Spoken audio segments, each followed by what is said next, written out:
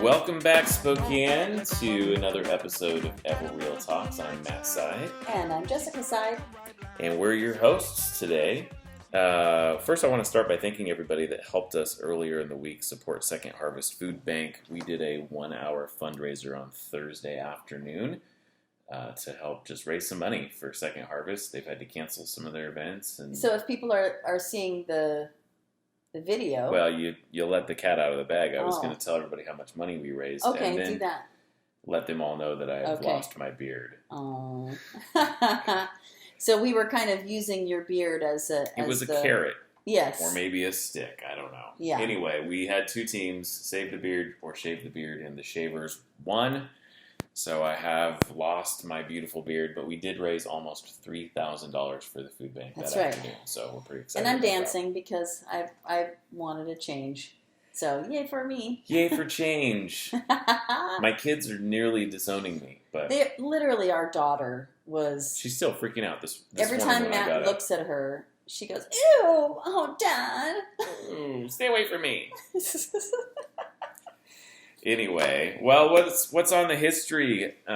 History Channel? The History Train. History Train. Well, so I have to just say, I am a real estate broker. I answer real estate questions all day long. I really do, because I've got lots of people who depend on me to Sure, to not answer just questions. From your own clients, but from your office. Right. And, that's kind of what I do all the time. And so, but doing this radio show has opened up the need for me to do something other than just answer real estate questions. So I have to say, I so enjoy researching the history that I do. I hope everybody else out there enjoys I the hope they do section. too, because if it we would love your feedback. Yes, we would. Send us an ask@everreal.com and be like, and tell me if I hate the history thing. This is supposed to be about real estate. I know. But again, you know how I feel about it. All connects, right? So anyway, this week, our parks, our state parks, will be opening up. They've been closed. Yep. So was it Tuesday or something like that? I think so. And so I decided to just do a little bit of history, a deep dive into history on our parks. And I really never thought about our parks as being having this great master plan. But as I started looking into it, I realized that it was a master plan, and there are a few people to thank for that. And so I kind of want to start with the first two players in our history of parks. And that first one... For Spokane or for the state? For Spokane. Okay. So technically our city parks haven't been closed, but sure. I wanted to talk about city parks, Spokane parks. The first player was Aubrey White. He was the president of the new park board at the turn of the century.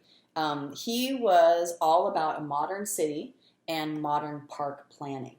So in the early 1900s, 1900 to 1906 or something in there, he was actually in New York City. And in New York City, he was part of, maybe not the Parks Department, but certainly part of that world in New York. And he started seeing how much trouble it was for them to get land for parks, because they had built so quickly and they hadn't planned the parks into the city planning. That now the prices for the city to acquire that land was super high.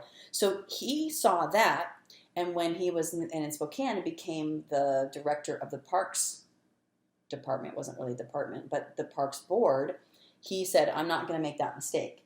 So that's our first player. Our second set of players was the Olmstead Brothers landscape architects.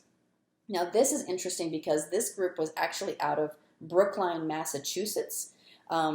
Their most famous park that they were a part of was Central Park in New York City. Wow. So I wonder, did Aubrey White engage them because of his history in New York? It's very possible, because he knew who they were. So we'll talk a little bit about that in a second.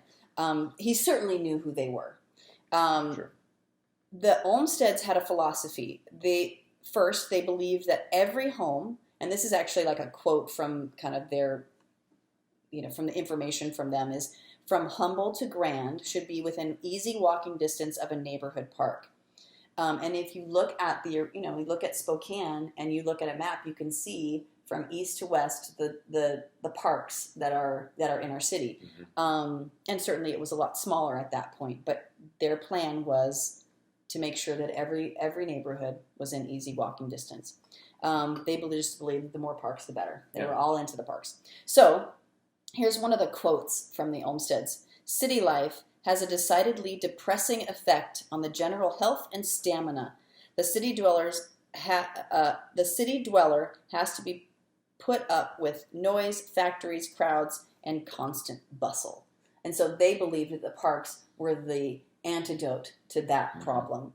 Cool. So White heard that the Olmsteads were in the Northwest, that they were in Seattle and Portland planning parks there. And so he knew of them, knew where they were, and then convinced them to come to Spokane, kind of like en route to those other places. So that's just pause for a quick second, because that's really cool. Like when you think about it on that level, the little Spokane, yes, like the planning department early in the 1900s had the same landscape architects as New York City, Seattle, and Portland. Yeah, it was a huge deal.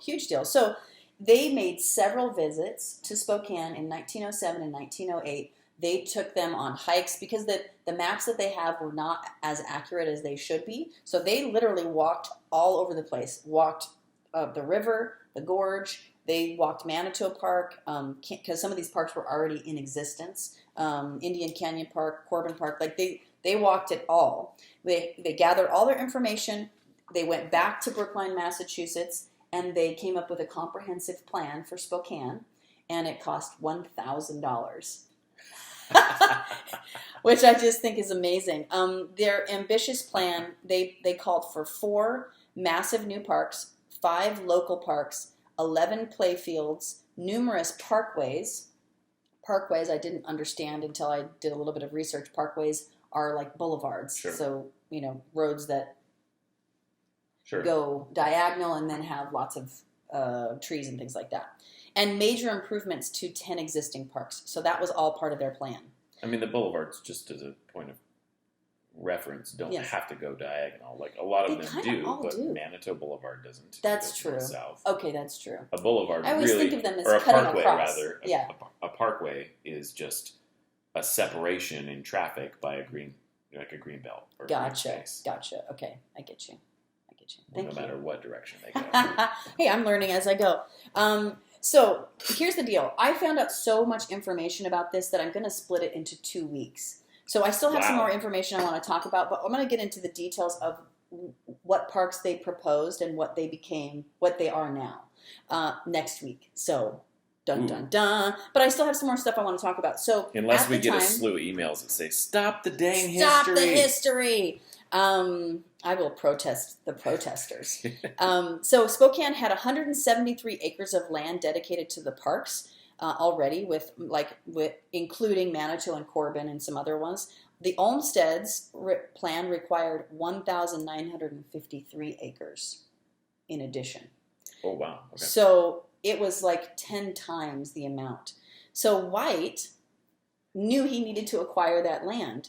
But he kept the plan quiet because he was worried that landowners would jack up their prices if they knew about the report. So White proceeded to quietly acquire land as much as he could. Now, he did it in what would be considered today illegal ways. Most laws come into effect because people do bad things. Yes, and it worked the system. So he would put in his own money. He put his own money down, so that they wouldn't know that the land was being purchased by the city. Sure. And then he would get repaid. He also cajoled all his influential friends to donate. But here's the deal, and this is why the things have changed.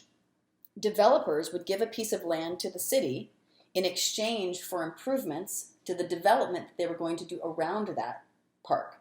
So the exchange was very uneven. So the city would then have to bring in roads and sewers and electricity and all the stuff.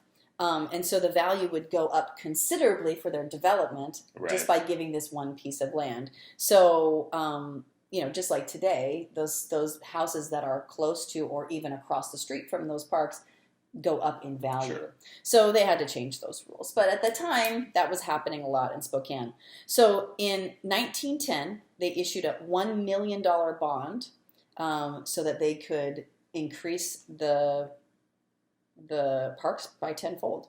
Another philosophy that I want to bring up from the Olmsteads was to leave natural and undeveloped areas in parks, especially large parks on the edges of the city. So if you look at some of the parks that we have that are on the edge of the city, they've got lots of natural areas, not all, like the ones in the middle of the city, all groomed kind of all the way around, but the ones on the edge of the city, you've got way more natural area. So this is one of their quotes. It says, offer inducements for people to walk reasonable distances amid agreeable, nerve-resting surroundings. And by doing that, by giving kind of this natural area, it gives people more room to wander. Oh, that's interesting. So that, like, what parks in your mind are those parks that are more... So you're going to, like, Riverside State Park is going to be one of those parks. So those were the edges of the city. Even the one, High Bridge Park. So those would be the edges of the city at that time. And there's some other the ones further, like, in the valley as well. We're going to have more of that natural area. So we're going to talk about the parks next week.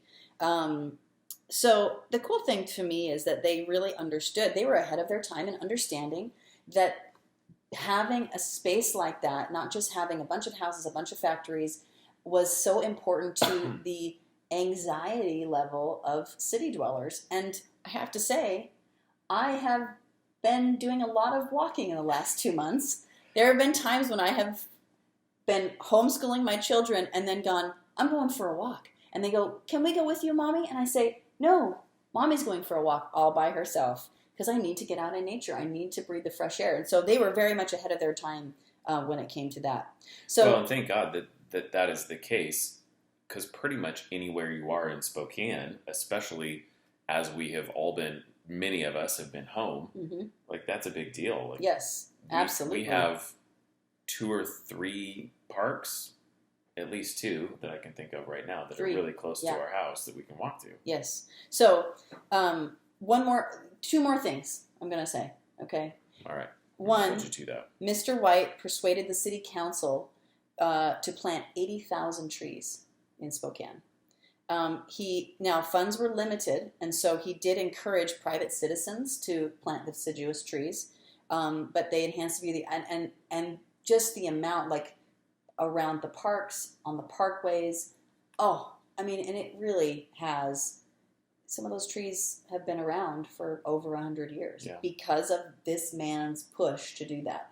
So I want to say thank you to, this is how I'm going to end it. Thank you, Aubrey White, for all your work. Under White's influence, the Parks Department's goal was to have a park, and this is great that you said that, within 10 to 15 minutes walking distance for all citizens.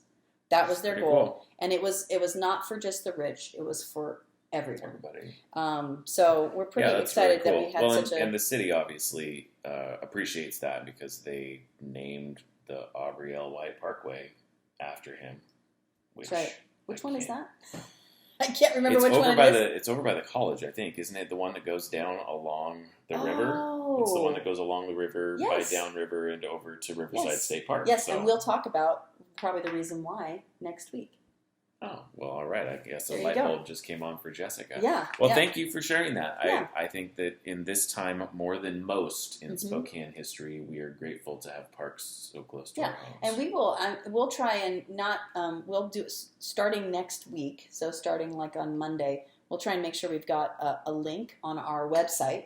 Not just our website, sorry, our Facebook page. So if you go to our Facebook page, we'll make sure we've got some links to some of the cool, interesting things about the parks so that you can, it's got some great pictures out there and things that you can see. Well, let's talk about some real estate that's not city-owned. Okay. We've got a feature house this week. Okay. 1508 West Dalton. And if my mom's listening, which she is one of our most faithful listeners. That's right, she is. Anytime I see the street Dalton, I think of their first house. My mom and dad's very first house was on West Dalton. I was very young there. I have those snapshot memories. Weren't you born like while they lived in that house, or did you move to it? Okay. No. I mean, I don't remember being born, but I'm pretty sure the stories say that I was born while they were living in that home. Yes. And actually, when we first got married, you drove me by that house, and we were looking at a house in that neighborhood, and we thought that would be pretty cool if we could. I think we even got to walk through. Somehow we got to walk through it. I think it was for sale or something. Yeah, it was. All right. So 1508 West Dalton is a 2-1, 2-bedroom, 1-bath house. It's 1,004 square feet total. So it's 500 square foot on the main floor and 500 square feet upstairs. Okay. And there's a pretty tiny basement, but basically 1,000 square feet. Super cute, newly updated, painted, new flooring. It's got a great deck out in the back with like the lights. Great lights that everybody loves. Great for backyard entertaining if we ever get to do that again. Entertain our children. And Come barbecues. outside, children. We're having a barbecue again. Listed at $149,000 on Wednesday of this week. As of the time of this recording, it's been a pretty popular little place. Yeah. But it's just down the road from Drumheller Springs, which we talked about on an earlier episode. Yeah, like in episode 2 or 3. And Dan Wilson, our marketing director, popped down the street to take a look at it. He said it's super cool. Yeah. He said it's great, air quote, drinkable water that he wasn't willing to test. But he sent me a picture of it, and it's like coming out of this little pipe in the ground. But it technically is a spring. It's a natural spring down there. Should be drinkable. I was pretty excited that he actually used the information from our episode, because he listens to them, so he can, put them out there, and found the spring. That's kind of exciting. It is really cool. So maybe that History picture is amazing. Maybe that picture's up on Facebook too. Yeah. If you're interested in this house or any other house in Spokane, reach out to us at 509-62-HOUSE, or you can just message us on any of our social media sites. So. We are right in the midst of getting ready to let construction resume. And I said, Matt, do some research.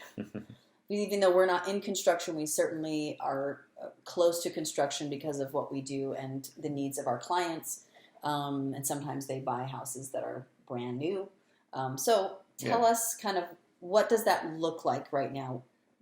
Well, technically, the order was signed probably over last weekend. So this past week is as things have been rolling out. Right, okay. So basically, it's low-risk construction work resumes. That's kind of the title of what's being released. Okay. So, there's a whole bunch here, and this is obviously not me being able to advise people how they can do their work, but it's very specific on what needs to be done, soap and running water at all work sites or hand washing stations at the very least, a specific and comprehensive worksite plan in order to create the social distancing, like work that has to be done within 6 feet of each other is not allowed. Wow.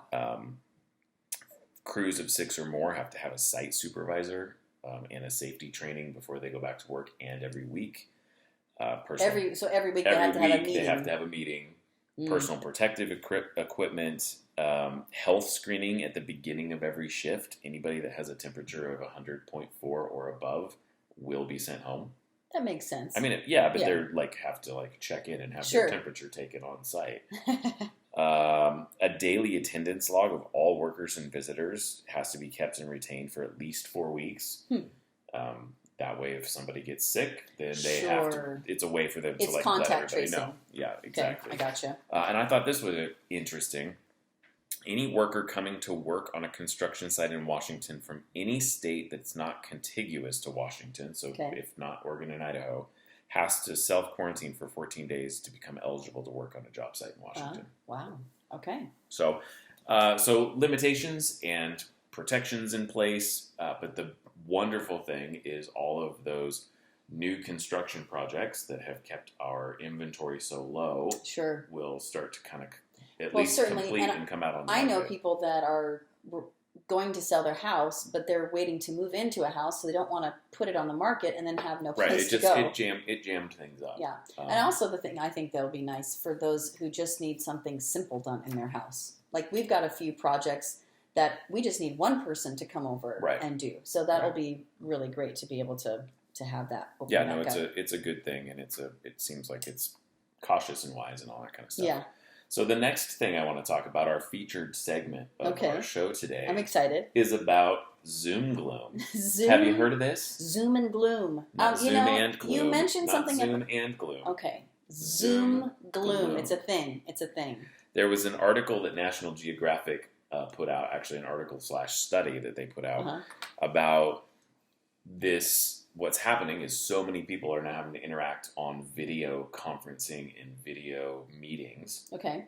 And tons of people are reporting like overly tired. Like they're just at the end of the day, they're super, super tired. And the study that they conducted is that it's a very legitimate thing because humans communicate even when they're quiet. Part of our communication is spoken word, but there are dozens of nonverbal cues that we're taking in. So whether people are facing you, if they're fidgeting, if they're inhaling quickly to interrupt you and have a conversation, like our subconscious is constantly trying to figure all this stuff out when we're communicating with anybody. And I'll just read this from their report. Multi-person screens magnify this exhausting problem. Gallery view, where all meeting participants appear Brady Bunch style, challenges the brain's central vision, forcing it to decode so many people at once that no one comes through meaningfully, not even the speaker. Interesting. So for some people, the prolonged split in attention is creating a perplexing sense of being drained while having accomplished nothing. Yeah. So it's just our brains aren't used to that, and the evolution of the brain has not. Well, and not just that, but if you think about it, like it's also how it cuts out, like just practically speaking, like you're trying to figure out, wait, someone said something. Wait, who was that? And everyone's like, trying to figure it out. That's exhausting. Yeah. And for me, I always want everyone to feel a part. And so when I'm conducting a Zoom meeting, I'm very I'm not just you're more casual. Like you sit back and you kind of let things kind of flow. Where I'm in the camera and I'm like, hey, that's great, wonderful. And I'm looking at people and I'm trying to make eye connection with them. It's this idea of a continuous partial attention. Right. And so it's this multitasking that your brain is trying to do and often failing at to navigate this group video chat. Yeah. And so anyway, it's just an interesting kind of this unfamiliar excess stimuli of people being highly focused on searching for these nonverbal cues that they can't even find. Wow. And That's so, interesting. So one of the recommendations is having fewer meetings of shorter duration. It can make video conferencing more valuable, capitalizing on the ease of transmitting important information, streamlined and succinct. So interesting. Well, Zoom Gloom. How y'all doing out there? You do more Zoom calls than I do. And I absolutely, the days that I have multiple Zoom calls, I am just drained. I know. Mondays. You haven't done anything but this.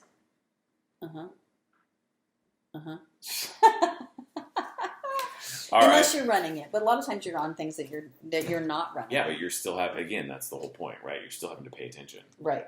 All right, let's talk numbers, Jessica. All right, let's do it. So we're going to talk about the whole market here. So active listings, currently we have 1,063 active listings.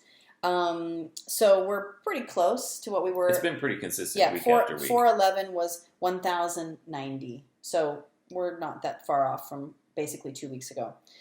Pending listings are 1,403. That actually has gone up. So we were at 1,300 2 weeks ago. So that's a significant, jump of 100. Sold in the last 7 days, 129.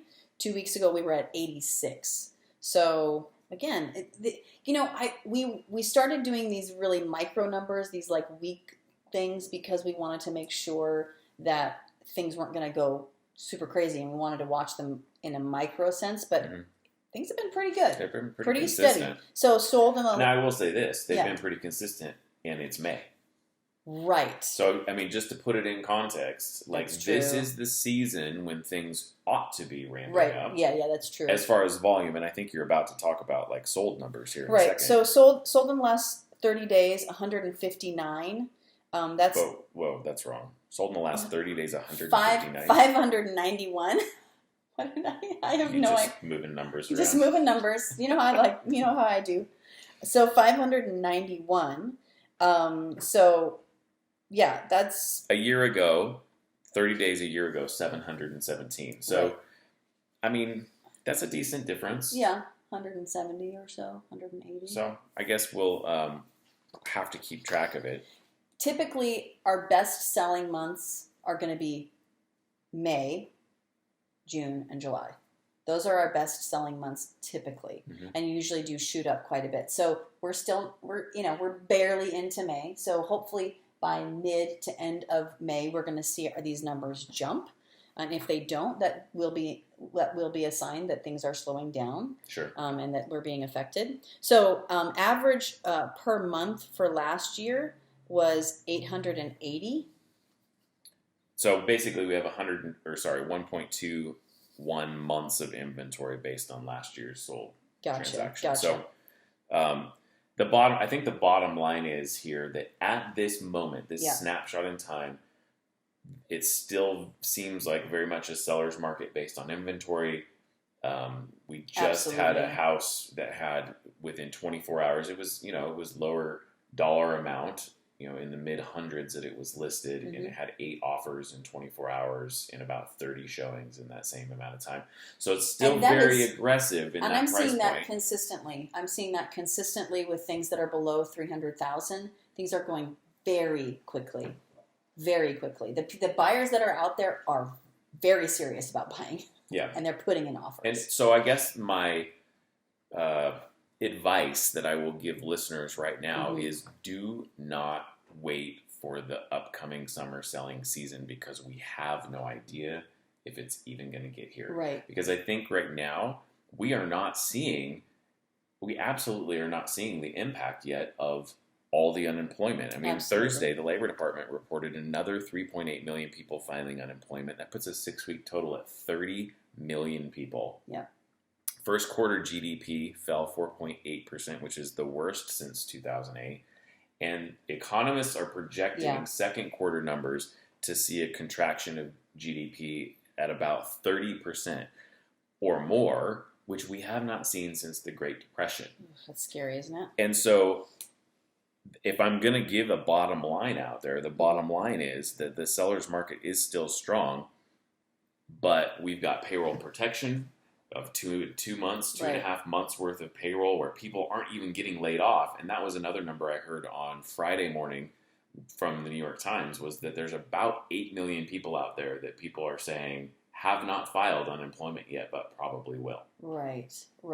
If their industries are not able to come back. And the likelihood is that nothing is going to jump back. So I guess I just want to encourage people, hey, if you don't need to sell, if you're going to sit tight and see what happens, and it's no big deal if it just slows down for the next 18, 24 months or beyond, then cool.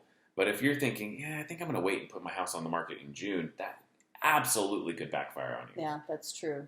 Yeah, it's an interesting thing. Like, now is the time. Things are still moving forward. People still qualify for loans right now. Yeah. But they might not qualify in and that's the 2 thing. to 3 months. That's the unknown. Like, at what point are people going to stop getting loans because they had to file unemployment, and now they got to wait until their job has a certain number of months worth of consistent paychecks before they can get it again. So, not trying to be all doom and gloom, but I just want to make sure people are being wise. Yeah. Like, now is going to be a better time to sell than potentially June or July. Yeah. So we should end on a happy note. Let's end on a happy note. What's coming up in Spokane? I'll tell you what's coming up, Matt. It's Mother's Day. In a week. I know, it's coming up, though. It's coming up, and let me tell you, because you learned this from my birthday, that if you don't plan ahead, you don't get the gift on the day the birthday is, or the day that Mother's Day is. So plan ahead. Something super cool UPS store is doing is they're doing custom-made yard signs that people can buy for Mother's Day and surprise their moms by popping them in the yard. Oh, that's cute. So, Mom, would you like that? A sign my in mom your front yard? would. My mom, I don't think, would. No, but it is a good time. Be planning ahead. Make sure you try and do something special for your mom. And the moms have been working real hard out there. Yeah. See, I'm looking straight at my husband right now, and I'm hoping that somewhere in this house, my children are listening and going, it's Mother's Day? We should look at Mom's wish list and do something for her special. I think with that, we should probably wrap it up and get out of here. I think so. Well, thanks everybody for being with us. Have a great weekend. Yeah. And we will talk to you next week. Bye-bye.